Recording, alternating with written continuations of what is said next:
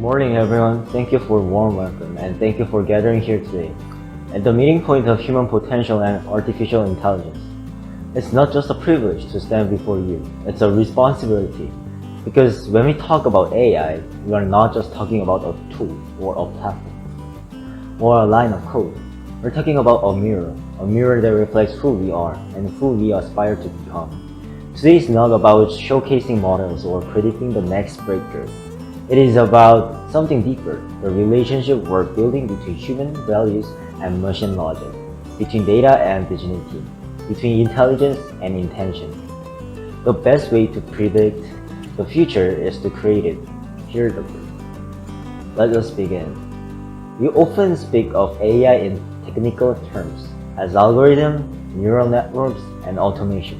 Well, what if we look at AI not through the lens of circuitry, but through the eyes of a child, a student in a classroom whose learning is enhanced because the machine notice thrives better before, a senior in a rural neighborhood whose medical treatment arrives faster because the system rerouted care based on predictive health data, a small city that plants a tree in the right spot because AI saw that shape, not concrete, would change a community. These are not hypotheticals. This is a future Parana began to write when they rebuilt from disaster, not just with bricks and cement, but with the belief that technologies must serve every citizen, not just the connected few. We implement digital tools to manage traffic, sensors to guide urban data developments, and use power platforms to reshape public discourse.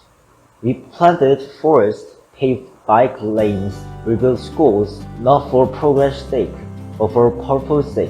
Cities are not just built with bricks, but with beliefs. Let us remember, AI doesn't replace vision, it amplifies it.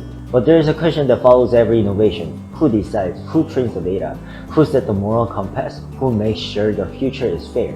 We live in an era where AI can write poems, but it can also perpetrate prejudice.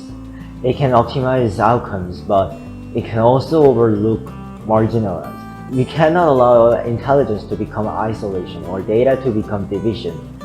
In China, we faced this question head-on. When we pedestrianized our central square, some asked, but what about the drivers? And we answered, what about the pedestrians? What about the air? What about the child who needs safe spaces to play? AI must do the same. We must build algorithms that ask, who am I helping? Who am I harming? Solidarity is not a feeling, it is a decision to fight for the common good. Pope John Paul II. And ethics in AI is not a technical challenge, it's a human one. One of the most powerful stories we've seen in Thailand is not about tech but about trust. Trust placed in those. It was the young people of our city who embraced green mobility, who showed up for car-free days, who volunteered after the earthquake, who planted trees in our orbital forest. They didn't wait to be invited into the future, they built it. So let me say this clearly. If you are serious about AI, if you are serious about a future that is not just smart but just, we must invest in the minds that will inherit it.